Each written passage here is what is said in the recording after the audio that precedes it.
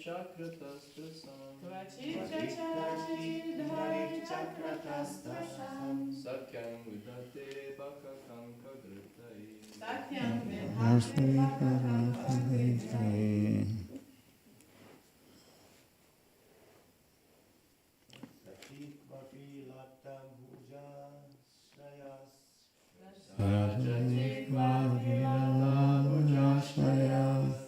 Ashraya Bhakta Padandrijas Prihak Tadashraya vyakta padadvijas vriha Vachit Katachit Hari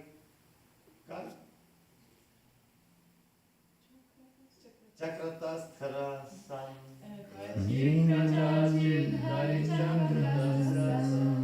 Sakyam Vidhate Bhaka Kankat Vihak Sakyam vidhate bhakakanka dhritai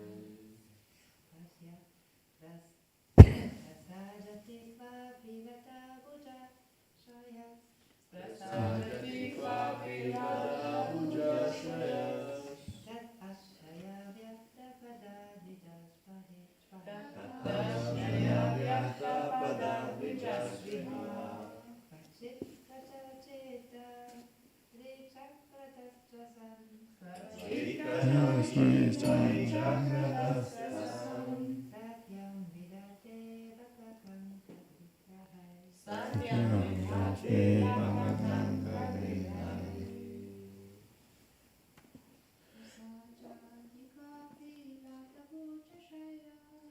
Prasajati kapila puja shayas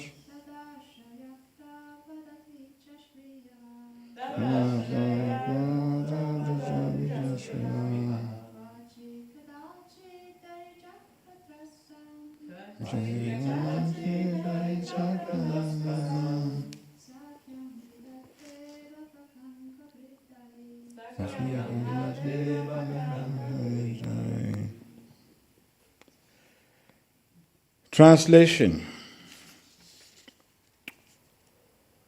Sometimes the living entity in the forest of material existence takes shelter of creepers and desires to hear the chirping of the birds in those creepers. Being afraid of rolling lions in the forest, he makes friends with cranes, herons, and vultures. Purport. In the forest of material world, there are many animals and birds, trees and creepers. Sometimes the living entity wants to take shelter of the creepers. In other words, he wants to be happy by being embraced by the creeper-like arms of his wife. Within the creepers, there are many chirping birds. These indicate that he wants to satisfy himself by hearing the sweet voice of his wife. In old age, however, he sometimes becomes afraid of imminent death, which is compared to a rolling lion. To save himself from the lion's attack, he takes shelter of the bogus swamis, yogis, incarnations, pretenders, and cheaters. Being misled by the illusory energy in this way, he spoils his life. It is said, Harim vina mirtim na taranti. No one can be saved from the imminent danger of death without taking shelter of the Supreme Personality of Godhead. The word Hari indicates the lion as well as the Supreme Lord.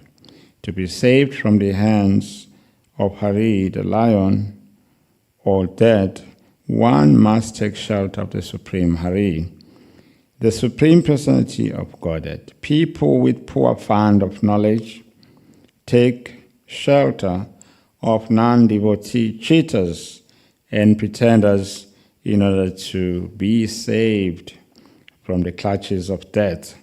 In the forest of material world, the living entity first of all wants to be very happy by taking shelter of the creeper-like arms of his wife and hearing the sweet voice. Later, he sometimes takes shelter of so-called gurus and sadhus who are like cranes, herons, and vultures. Thus, he is cheated both ways by not taking shelter of the Supreme Lord. Om Agyanati Mirandasya Gyananjana Shalakaya Chakshurumitam Jena Tasmai Shri Gurave Namaha. Jai Shri Krishna Chaitanya Prabhu Nityananda Shri Advaita Gadadhar Shivasadi Gaura Bhakta Vrinda. Hare Krishna, Krishna Krishna, Hare Hare, Hare Rama, Rama Rama, Hare Hare. So this is the continuation of this chapter, the discussion between Judge Bharat and King Rahugan, which is not palatable, not entertaining. It's straight cutting into the heart. Because this king was so much in illusion. But also it's cutting into our hearts when we hear. It's like this Maharaj was so heavy. But it's just reading Bhagavatam. It's just like I was explaining the other day that in learning, there are 5 stages, beginning with Shravanam, attentive hearing, and then Dharan, which means the student begin to inquire, ask questions, and then next stage, Nididhyasana, he begin to understand. And then the 4th stage, Anushtana, there he puts into practice what he has been learning. And then 5th stage is Darshana. His consciousness become clear from the fog of material existence. Become clear. That is explained in Bhagavad Gita. Aditya Vajjyanam Nasitam Atmanaha. That just like in darkness, things are not clear. But when the sun rises, or the sun of knowledge rises in our consciousness, everything becomes like Aditya, the sun. That's why we wear this saffron. We are supposed to be like that. It represents the rising of the sun. No ignorance.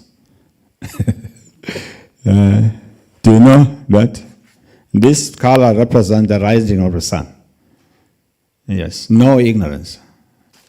You can't be a brahmachari and be in ignorance. That means no proper training. You must be in light, in the sun. So anyway, training is very, very important because we get to know why we are doing what we are doing. And that gives us the strength to go forward. Otherwise, in ignorance, we are just driving in the dark until we hit the pothole. So in that way, these are 5 stages of learning. And then in teaching, there are different ways of teaching. There is experiential teaching. You teach by examples that you have experienced in life. And there is what is called group discussion. You allow students to discuss the point that you are teaching them. And there is brainstorming. Yes, brainstorming means you kind of like illustrate the points, you help them to understand by clarifying points in different ways. So that way they can understand. So that way we are all students. Yes. And this student life does not end because the material world is a school. And the person who is in charge of this school is called Durgadevi. Durgadevi is not an ordinary lady. She doesn't ride a Fiat or Citra. She rides a tiger. And she has a trident with three spikes, which represents Adhyatmika, Adibodhika, and Adidevika. Miseries caused by nature, by demigods, miseries that arise from our minds, and that are inflicted by other living entities upon us, like enemies, mosquitoes. So this is the material world. It's a school of Durgadevi. But the problem is that students here don't learn until late. Yes. But Durgadevi is working. Devi Yesha Gunamaya Mamamaya Duratya. Krishna says this Devi is a divine energy of mine. And she is working. This is her domain. How do you graduate from the school of Durgadevi? Krishna says, you take shelter of me, you can graduate. You can cross over her influence. So here we are hearing about the living entities who are under influence of Durgadevi, material energy. I thought I should illustrate this point from the beginning. So yesterday's verse, if you remember, it was talking about the kings who thought they had conquered enemies of equal strength. But little did they know that the real enemies are our six senses, are our senses. And these kings, of course, they were busy trying to fight enemies who are not real enemies, but our enemies are our mind and the senses. And of course, Prabhupada, he gives a verse, he gives a long purport about that. So today, the verse says that, So today's verse says that sometimes the living entity in the forest of material existence takes shelter of creepers and desires to hear the chirping of the birds in those creepers, being afraid of rolling lions in the forest. He takes shelter of he makes friends with cranes, herons, and vultures. And then Prabhupada explains these herons and vultures represented by bogus gurus and swamis who may give him shelter. And then, of course, the creepers represents the wife who keep him comfortable in the forest of material existence. For a wife, the husband is the same. Yes. So that way, these different creatures here in the forest represents our association in the material world. So just like we were explaining the other day, quoting verse 13th chapter, verses from 8 to 12. There it begins by saying, it explains the process of knowledge. Says, Amanitam Adambitam, says that the process of knowledge begins by learning humility, humbleness, and it says, furthermore it says, Janma mirtu jara vyari dukkha dosha anudarshanam. That also the perception of these evils of taking birth, getting old, jara, diseases, and finally death. These are the things that people have to learn. They form part of our learning. This is the nature of the material world. And it says, Ashaktir Anabhiswarga Putradara Grihadishu.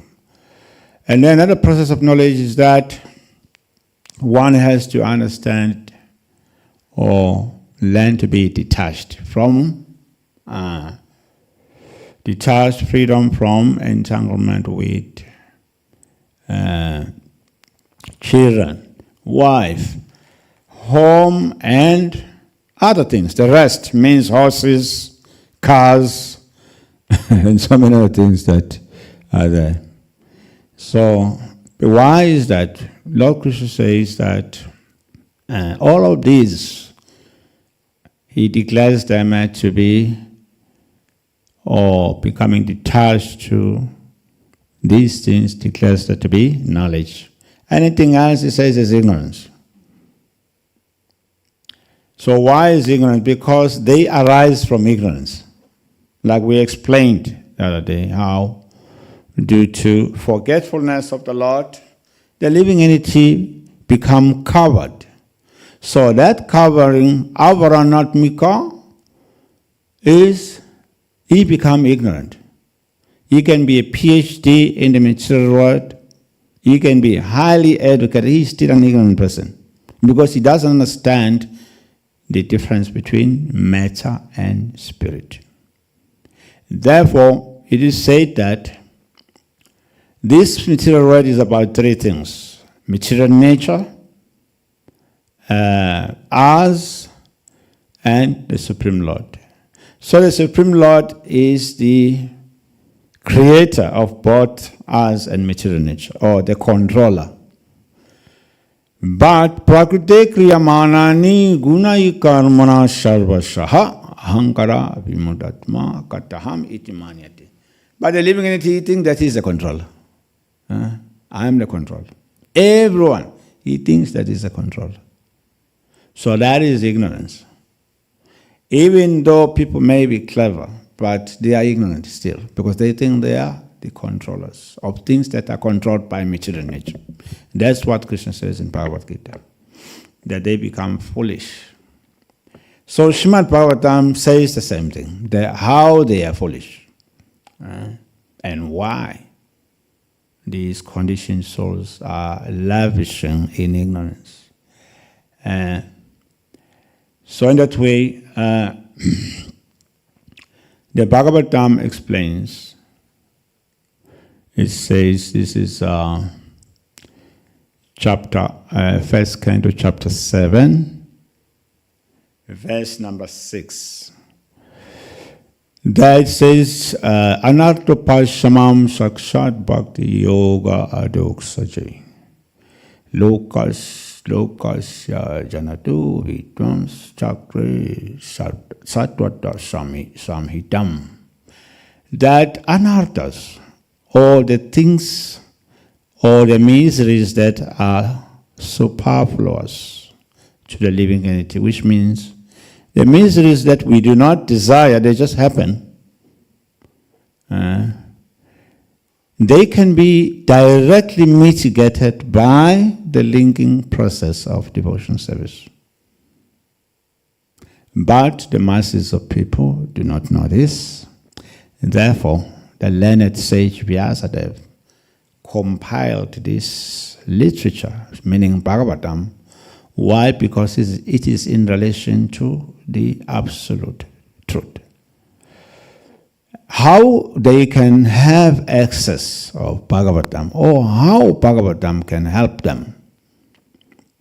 So next verse, which is 177.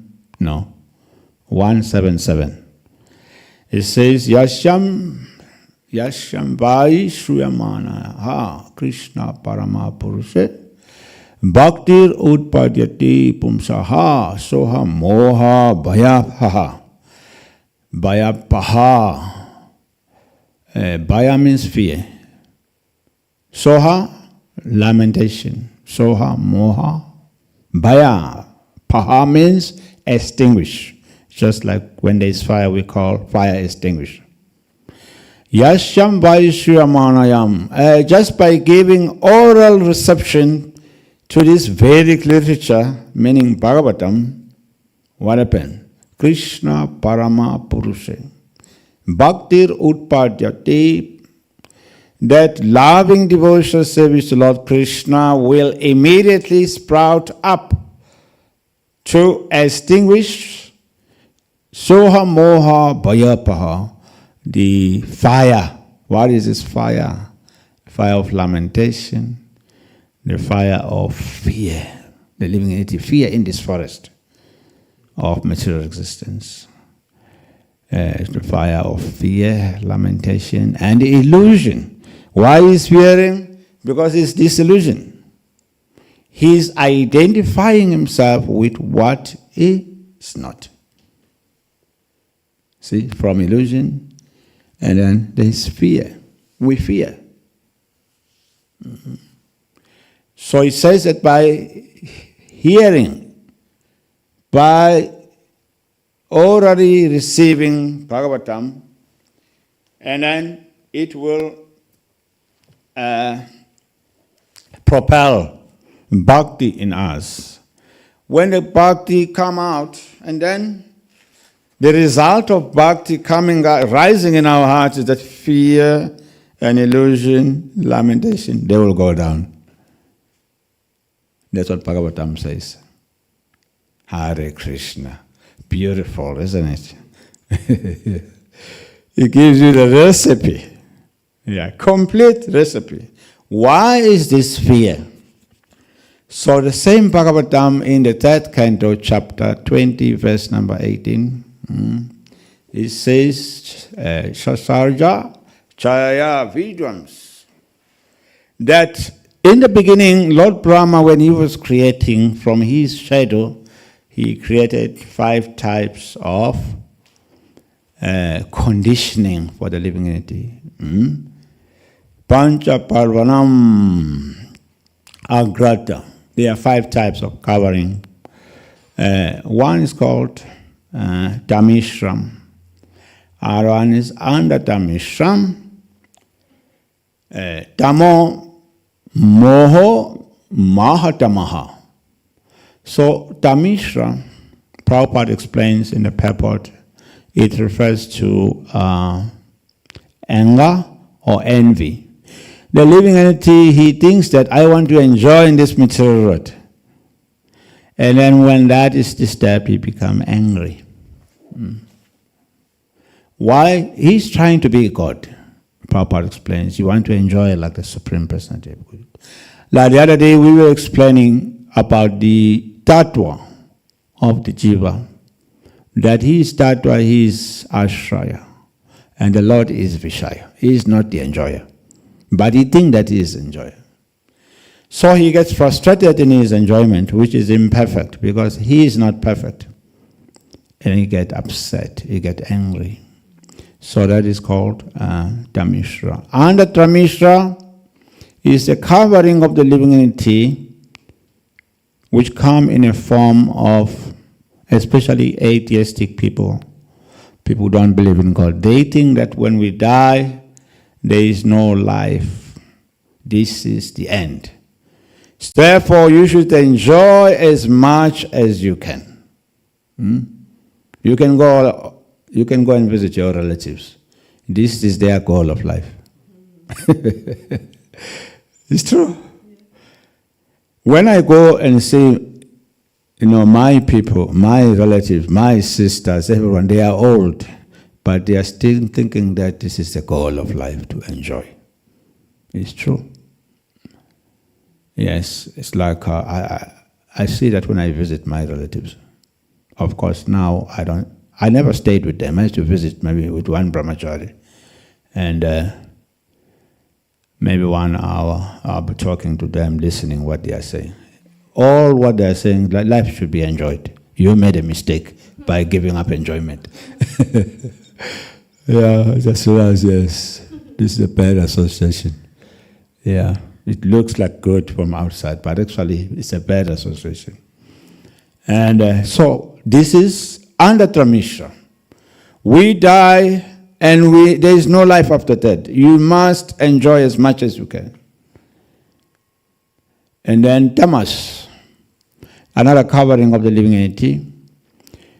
Tamas refers to the lack of knowledge of the spirit. People think I am this body. It's called tamas.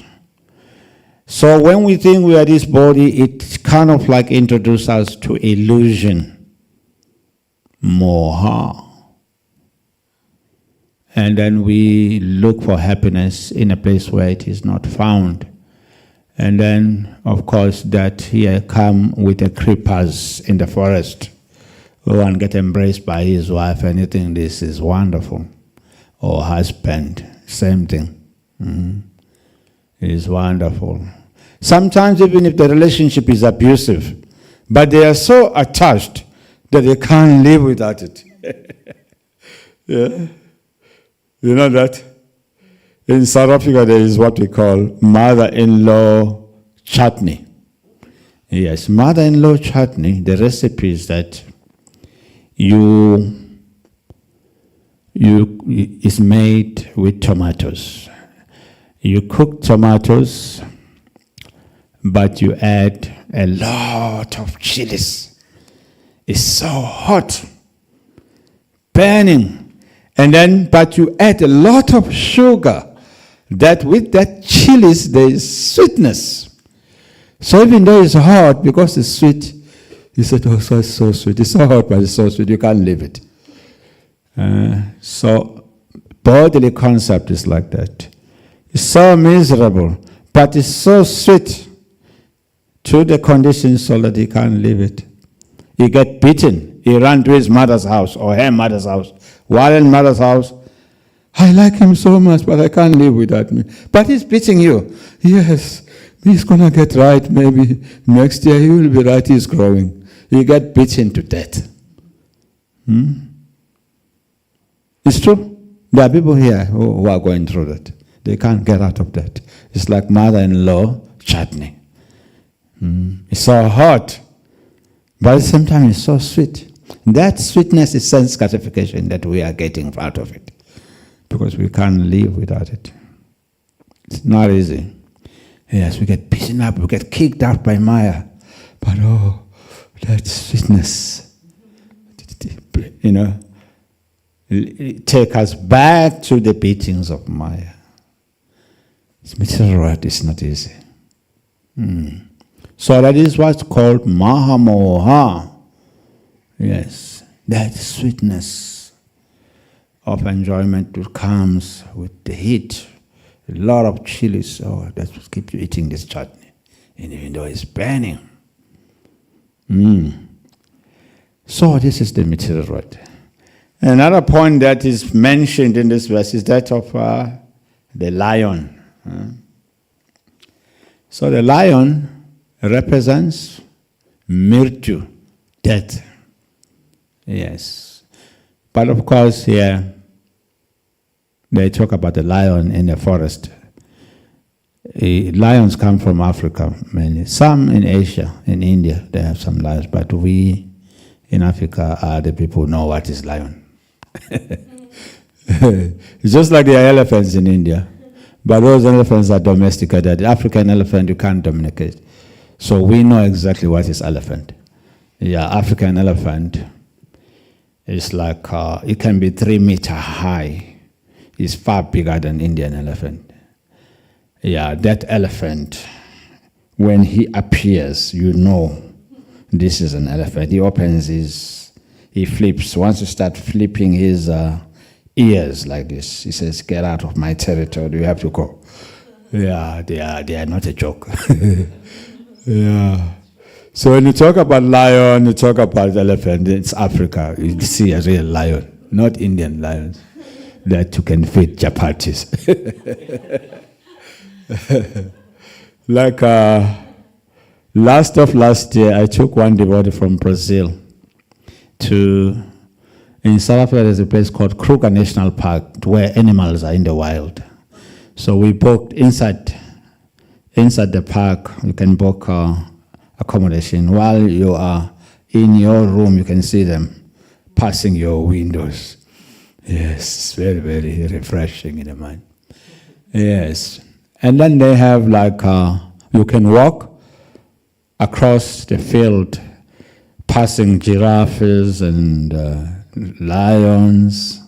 Yes. Yes, so in one place, we were walking and walking. We came closer to the lions that were feeding. This, we can see, they, what they call, they make sound like. I could see a person in front of me started shivering like this. We are so close to the lions. Just that sound, the rolling of a lion, it makes your body shake. Yes, I've been through that. I've walked with lions. Yes, I know them very well. So in that way, here they say the lion represents death. If a person fears, when death approaches, because it's like the lion is true, people begin to fear. They begin to fear. But those who have taken shelter of the Lord, they do not fear the lion of death. Because they have the Hare Krishna Maha Mantra, and they have something good to remember. They can remember Radha Madhav, Nrsimha. If they worship Jagannath, they remember Lord Jagannath. So they have so much to remember. So the lion does not affect them. So there are 6 characteristics of a lion. One characteristic of a lion is that it is protective. They are protective of many things. Territory, they protect themselves, and they are protective to their younger cubs. And of course, they are protective of their food. When they have food also, some animals, like hyenas and others, try to steal. And then they are protective of that. So as far as being a lion-like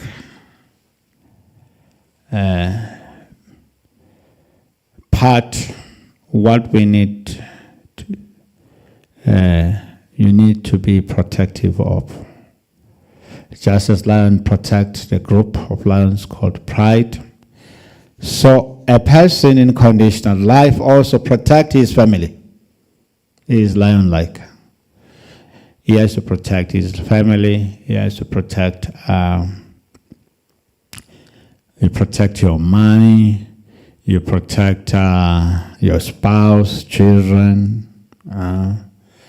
Also, you protect your position at work. You protect your beliefs, your faith, like religion.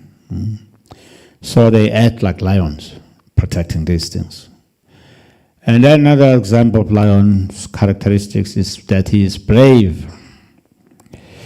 So being lion-like means you are brave and courageous. You are not cowardly. You are not a coward. Yes. Like there is a verse in the Niti Shastra, or what they call Dharma Shastra, scriptures that deal with morality. One of them is Hitopadesh. It says samsara. No. How does it go? It says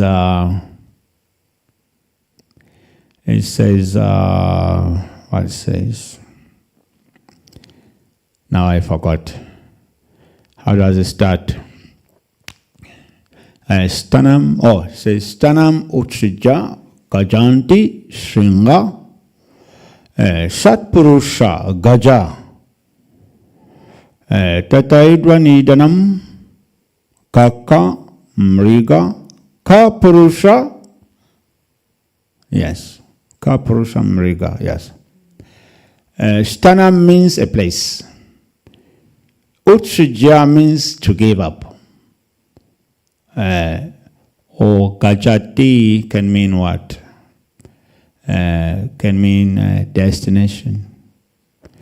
And then Shat Purusha means great personality, people of lofty character. And then Gaja, elephant. Tataiva Nidanam.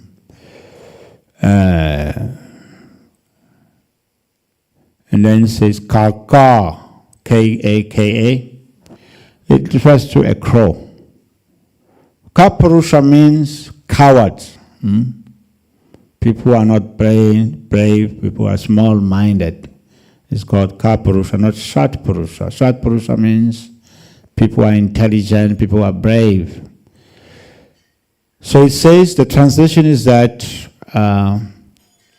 saintly people, or people of higher character, Satpurusha, lions, Gaja, elephant, they leave their designated places in times of need.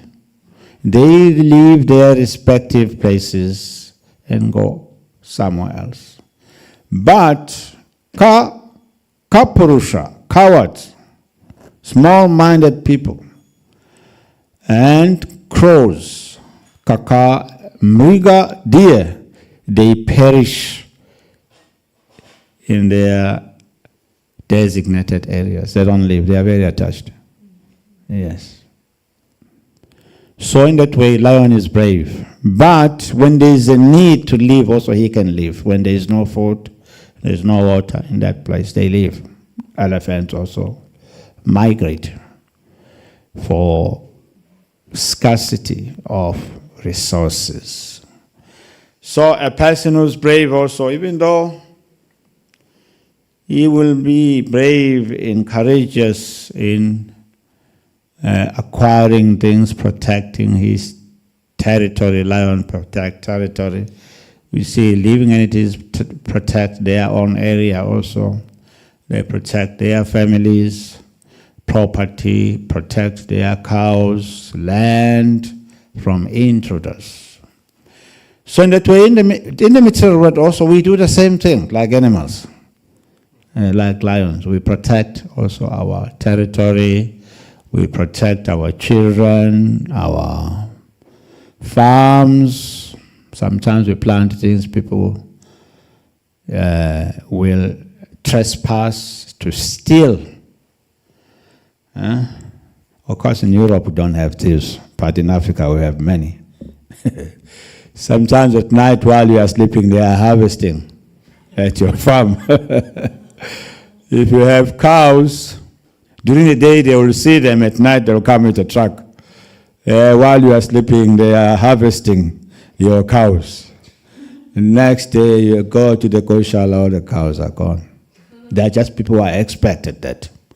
And they will take those cows, they'll go and sell them to the slaughterhouse, make money. It's big business. I was in India, traveling throughout India from the 3rd of November last year till April this year. I've been to so many places. So I saw so many cows in India, which just sleep on the street. They eat on garbage. Wherever there's a garbage, they will be there also fighting with crows and dogs. And I was thinking these cows are so fat, beautiful. In Africa, they will be taken very easy. Someone will come with a truck and just collect them. In India, they are just freely, they are no thieves in India. No, they steal maybe, but they don't steal cows. So that way you see the cows, there are so many of them. In Africa, someone will be a millionaire by stealing those cows. Yeah, because they are so big, good quality cows in India. Yeah, so they will make a lot of money. Those are very big cows. So they need to be protected also, because they are not protected, they are on the street. So in that way, as living beings, we protect many things. We protect our cows, our land, farmland from thieves. So in that way, the lion also, yes, is willing to fight when need arises. So we see the kings also fight other kings when they are attacked by those kings. So this is conditional life. Just like lions they fight, or kings they fight, countries fight.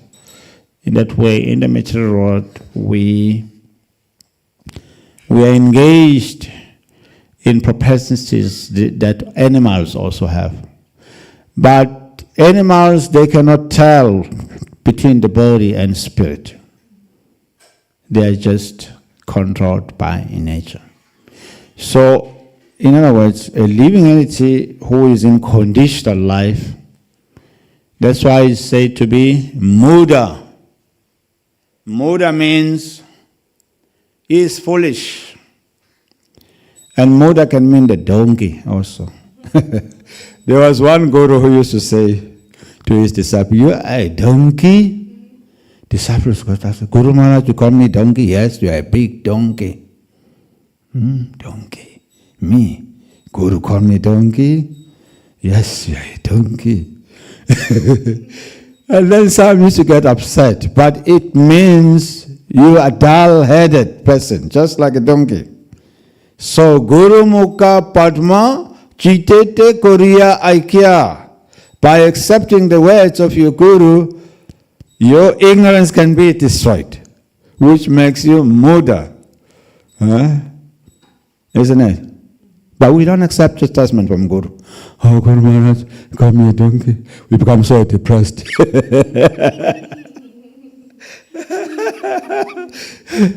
Did I hear? "Guru Maharaj, you just called me a donkey?" Yes. So one of his disciples, he was told like that, "You such a donkey." Guru Maharaj, you call me donkey? "No one has called me donkey. My mother, my father has not called me donkey." "Maharaj, you call me donkey?" "Yes." He said, "Yes, you are a big donkey." We should be happy. When Guru calls you donkey, he is very kind to you. He is removing your ignorance.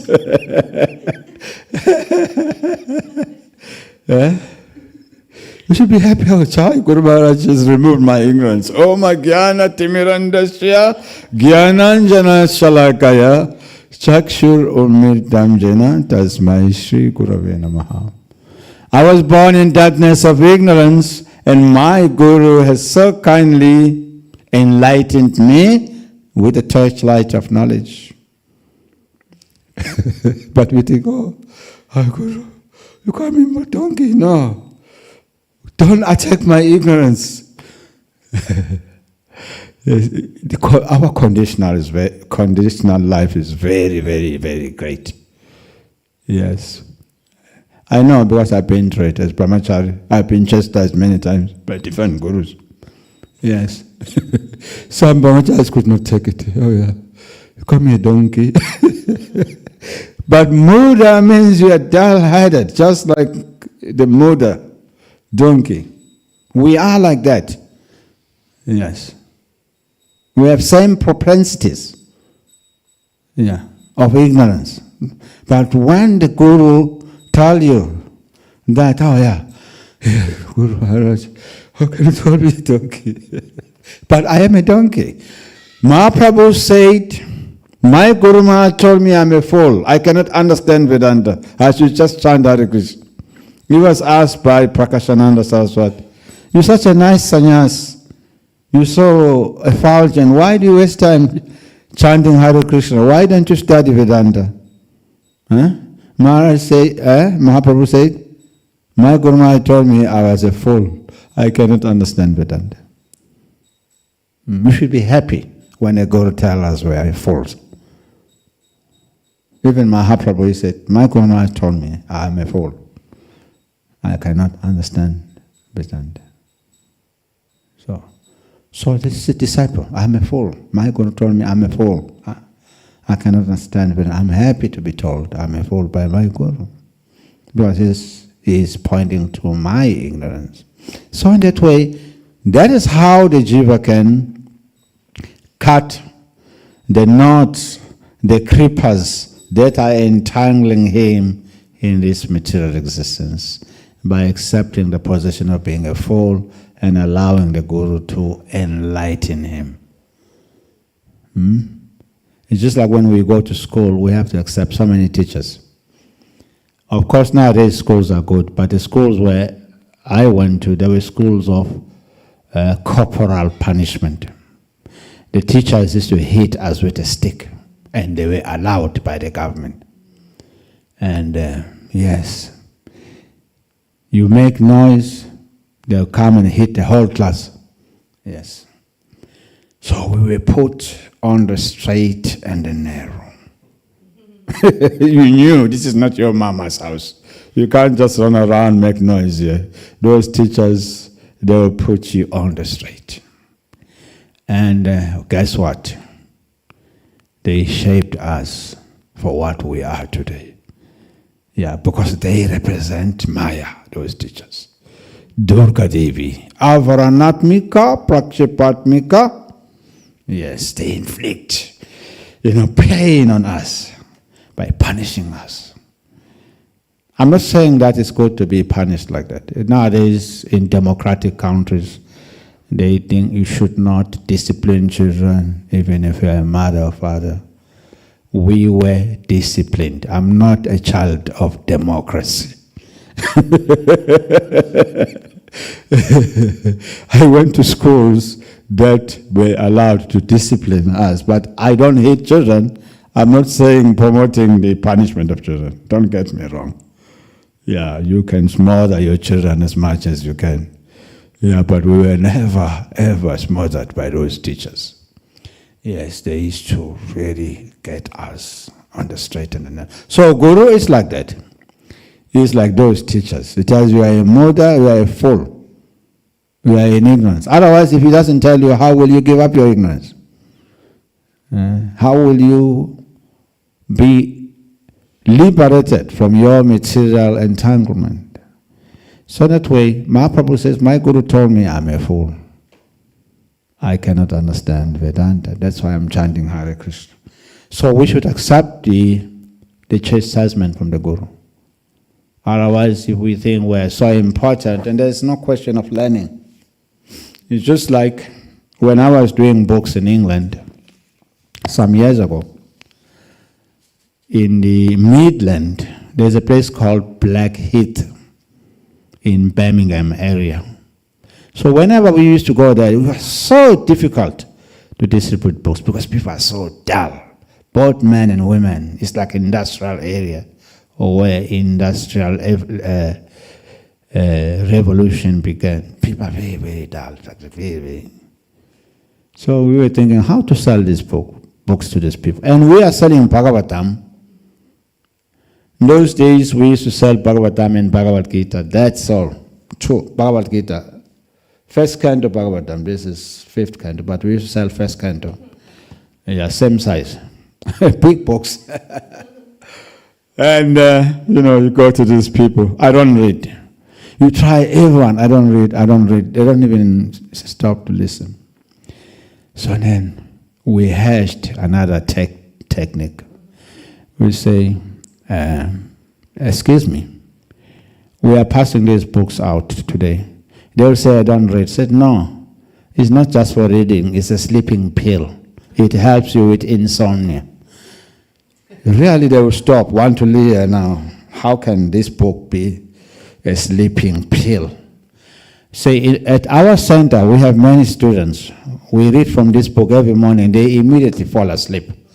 So if you buy this book, you just read a few pages, you will immediately fall asleep. Oh, really? Yes. It will help you to sleep. This is Bhagavatam. Yes, in that way they will take Bhagavatam. Yeah. And it's true.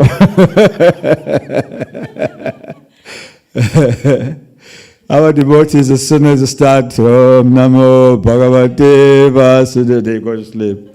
Sharira Abhijata Jodediya Taika, they are awake. Yes, that's a mantra that awakens people. So Bhagavatam is a sleeping pill. So I used to tell them, you can read this book. Even within 5 minutes of reading, you will be asleep. They will buy, okay, you want me to sleep? Yes. Yes. So you can read Bhagavatam as a sleeping pill every day, you will fall asleep. So in that way, there are some ways of amusing people out there. Yeah. Or we will say, the Bhagavad Gita. You know, our Bhagavad Gita in those days, even now, most of it is like brown outside. And then we'll say, this book is like chocolate outside. Inside, when you open it, it's like ice cream. They will stop. Because they like these things, ice cream, chocolate. Yeah, that way. That helped us to flag our books to the ignorant people by talking about things that they are attached to amuse them. Yes. Okay, thank you very much. Now it's 25 past. You may ask some questions if you have any. I hope you are not tired of me. I still have maybe 3 days to be in this temple. Somehow I was asked to keep Bhagavatam every day. Okay. Yes, lady? Thank you so much for just to the point of reading books. We had a conversation yesterday that many devotees don't read books. Yes. And I don't know if the trick with ice cream or sleeping pill would work, but it's actually, I think it's very hard for the most of people to really commit themselves to read books. So how would you emphasize? That's a good point. When I was, we had ISKCON leadership sangha in Mayapur so many years ago. That came out from one GBC that our devotees don't read books. And then actually this GBC suggested that I encourage devotees to read books as I travel around the temples. Yes, I was thinking how to do that. Actually, people are not interested in reading books. Somehow or other, the taste is not there. They are not literally inclined. Some of them, they fall asleep quickly. Because, you know, the points that Bhagavatam teaches hit at our ignorance so hard that we just fall asleep. And they're kind of like discouraging to someone who has material desires. They hit straight at your desires. We have to protect the desires. It's better don't read this book. It will discourage whatever I have. Yeah, it's just too cutting. Yes. But in all days, when I joined ISKCON, it was compulsory. Like my temple president, when I was a new devotee, he was the only senior devotee in our group, and his wife. But the wife was not like giving the class, and then this Prabhu will give the class every day. So what he used to do, he used to ask us, what did I speak about yesterday before he gave the next class? And he used to give us instructions or homework to memorize every Bhagavatam verse that he read. And then next day before we begin another class, he will ask us to recite the verse that he gave yesterday. That's another way of encouraging devotees to read. But I would say nowadays devotees, they are not like devotees of my time. They don't have that surrender. Or they are of different quality. But I think that's one way of encouraging reading. If the temples can do that. Otherwise, people come to class as a formality. I have to be in a class. If I'm not, and then maybe I want, they will tell my guru or they will be upset with me. Of course, different devotees also have different inclinations. Some people are not inclined towards reading books or acquiring knowledge. Yeah, with me, since I was 9 years, I was interested in reading books, in acquiring knowledge. I was reading books like Homer, Iliad, when I was a kid, European history, the Greek history. I was reading the Roman history. I grew up with that kind of propensity. I want to know. Yes. But some people are not like that. They may read books because they are doing a course, university course. After that, they become ignorant again. Yes. It's like I was with one boy in Johannesburg. I was giving a class. I was quoting from memory the things that I was learning during my teacher's training course 1 and 2. He was shocked. He said, I did the same course. I don't remember anything. I said, okay, it's just your nature. You were just studying for the sake of studying. But for me, I was studying because I wanted to apply that knowledge in my life. Like now, I don't preach, I teach.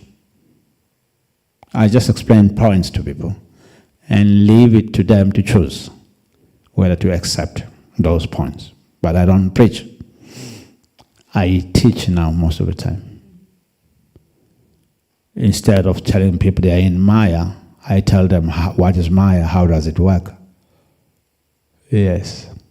When you tell people you're in Maya, it repels them. Yeah, they get tired of being told they are in Maya. It's just like Christians. There are some Christians, Bible bashers, you find them in trains. He comes in, you are sitting, maybe, enjoying the conversation. When he comes, tell, hallelujah! Please listen here. Jesus is the only way. And then, the kind of preachers, yes. And then when he leaves, people feel relieved. Yeah, he goes to the next coach. Not like that. Yeah. We used to have a lot of preachers like that. In modern days, people don't like that. To be told that they are in Maya, they need Jesus. They get lost. We are the ones that has to realize that we need Jesus. We don't have to just shovel your information into our throat. Yes. But the Christians now have different ways also of preaching the same gospel. So in that way, if we have a purpose in life, you have a reason, you will have a reason why you are doing what you are doing. You will become like Ganga that is ever flowing to the sea. You have a flow because you have a reason. The river that is constantly flowing does not ask itself, am I flowing into the right direction? No. The river knows, yes, I'm flowing. Because it's not confused. So in that way, I was talking about we were talking about reading books. We can encourage devotees to read books by making it compulsory for all initiated devotees and those who are aspiring to be initiated to do courses like Bhagavad Gita, to do courses in science of self-realization and many of our books. We have to make it compulsory for those who want second initiation to study Bhakti Shastri, at least. And yes. But not everyone Like some old people, they can study books, but at least the younger generation, we can introduce them to several courses. Is that okay? Yeah, but old people like my age, they may not have the power to study, unless if they are teachers, people like that. Even when they are old, they can still study. But generally, other people, they are not inclined when they are old. They have retired, so taking them back to school may be difficult. But we can arrange courses for younger generation in the temple and our also in congregation. Like when I came here, I thought I could do a course also on japa, but of course there was no. After that, so many things. It is important to go through seminars, even in chanting, to improve our chanting. Because some people are chanting, but they are sleeping. Krish, Krish, Krish, Krish, Hare, Hare. Ram, Ram, Ram. That's not chanting, that's sleeping japa. So otherwise you can be in a sleeping japa for 30, 20 years thinking you are chanting but you are sleeping. You see. And guess what? You are going to Nidra Loka. The goddess of sleep is on you. Yeah, you think that you are in japa but you are in Nidra. So unless we go through some type of scrutiny, will never ever improve. We'll just remain the same. Oh, yeah. This is tamagun, ignorance. Yeah. Devotional service can be done also in ignorance. It can be done in mode of passion. It can also be done in mode of goodness, according to Kapila Dev in the death chapter of Bhagavatam. So Prabhupada said, just give an example. Prabhupada used to do two things when he came to the temple. He used to ask his servant to get the Mahaprasadam from the deity department. Just by tasting that Mahaprasadam, he could tell what was the mentality in offering. You see? Another thing Prabhupada did, he would walk around the temple. See, he will walk around the property. He will see dirtiness, how the property is not kept nicely. He could tell what mentality the devotees had.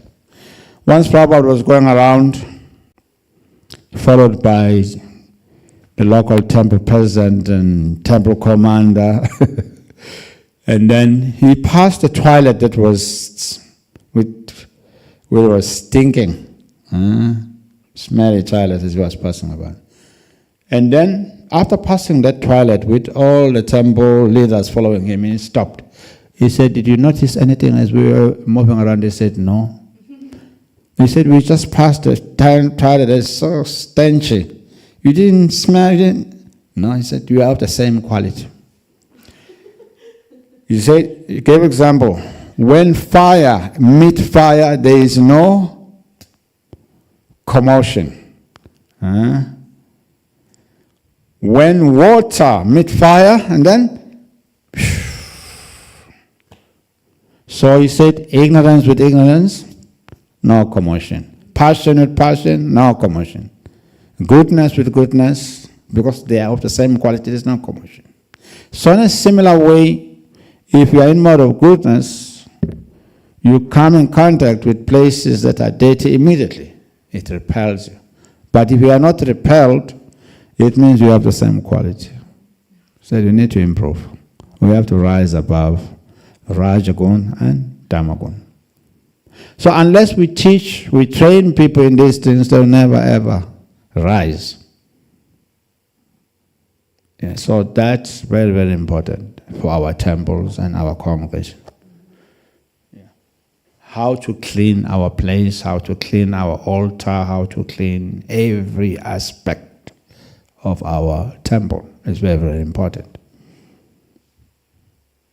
Now, Prabhupada gave an example that people complain about rats, cockroaches. He said these things, if the place is clean, they will never stay because they eat dirt. So if you don't have dirt in your place, what will they eat? They will go away. You just don't have to kill them, but you can keep the place clean in such a way that they will not find anything. They can only live in a place where there is food, plenty of food for them. They will go away. So in that way, all these things need to be taught. Yeah, how to keep the place clean, how to promote goodness in us and our environment.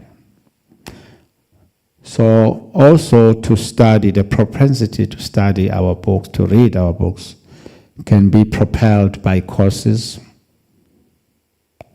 If we introduce devotees to certain courses, and then that will encourage them to read books. That's what I did. I went to study, I did courses. I went for leadership, management courses, communications, teachers training courses, Bhagavatam, Bhakti Shastri, up to Bhakti Vedanta. I've been studying. Because I had to write exams, I had to read. Yes. If there is nothing that is pushing you and then you can't read, you just fall asleep. You look at the book, you just fall asleep. But if you know that I'm doing some seminar, I'm doing some course, and then you'll have to look for those points in the book because they will come out during exams. So that way we have to introduce our students to certain courses where we examine them. Yes. And they will be forced to read and memorize what they are reading. So that way, that's how we can encourage reading of Prabhupada's books, by introducing them in the form of courses, Bhagavad Gita courses. Like you can do small, courses. You can do the Chatur Shloka Bhagavad Gita in the 10th canto. 10th chapter. Bhagavatam, you can introduce courses in Chatur Shloka in the 2nd canto, chapter 9. Just those 4 verses, Bhagavad Gita, 4 verses of the Bhagavatam. Yeah, just small courses like that. Like for example, there are 14 verses in the Bhagavad Gita that are said to be the real questions of Arjuna. We can introduce them also as a course. Just small courses, not a whole Bhagavad Gita. Yeah, there are 14 verses. If you want to write down, I can tell you. That's in 2nd chapter. Is verse number 54, 254. And then in the 3rd chapter is verse number 1 and 2, as well as 336. And the 4th chapter Bhagavad Gita, verse number 4. And then in the 5th chapter is first verse number 1. And then 6th chapter is verses 3 and 4, 7, 8, and 9. And then in the 7th chapter, no question. 8th chapter, verses 1 and 2. And then in the 9th chapter, Arjuna didn't ask question. And then 10th chapter, he asked a question in verses 17 and 18. In the next chapter 11, he didn't ask questions. Chapter 12, he asked a question, the first verse. And then chapter 13, verses 1 and 2. Chapter 14, 21. Chapter 15, no questions. Chapter 16, no questions. 17 chapter, verse number 1. And 18, verse number 1. Those are the questions of Arjuna. You can teach that. Just small questions. But those 14 verses will allow the devotees to understand Bhagavad Gita in a nutshell. Because if you understand those questions, you can understand the entire Bhagavad Gita, because Krishna is answering those questions. Yeah, that's a secret. 14 verses, which make up the questions of Arjuna, can give you an overview of the entire Bhagavad Gita, because Lord Krishna is just answering those questions. And can help you to speak better, because you can speak from any chapter, because you understand these questions. You will know that in this chapter, Lord Krishna is answering this question. So it gives you a very easy overview of Bhagavad Gita. So you can teach that also. Yes. Okay, thank you very much. Hare Krishna. Srila Prabhupada ki.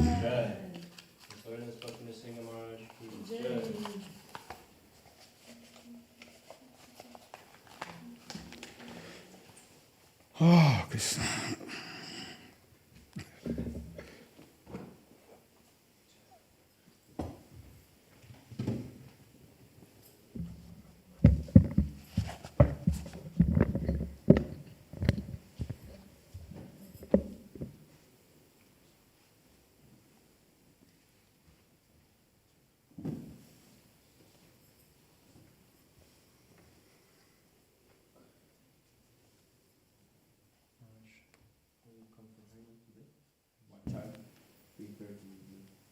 Okay, you come.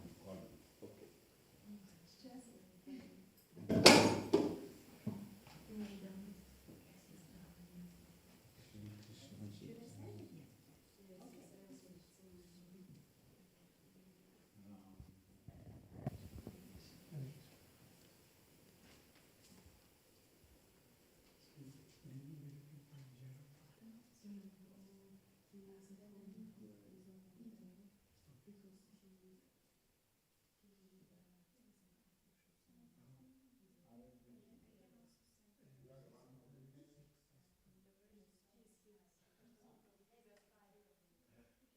Hare Krishna.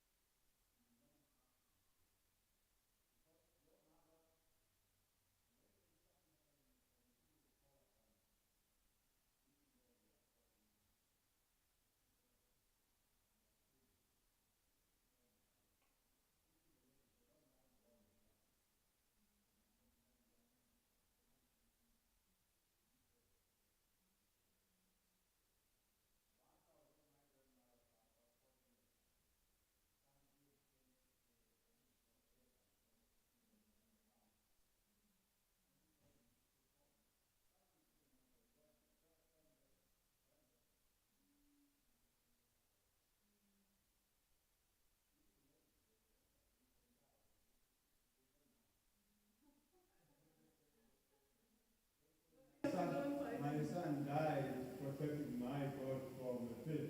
Very good boy. So I took a stick, I followed. So those people, they saw me coming, running with my stick, and they left the boat. I took it back to my bed. So I got a bit yesterday. So when I come from there, it's going on cover. Wow, it's good. We need it also in Western countries also, this education. Yeah. We need it. So they're not only men who are covered. Even girls, they will tell you. People get married such. No, they can't marry a man with a cover. Because he has to protect the lady, he has to protect the family. If he is a cover, what type of man? So men are trained.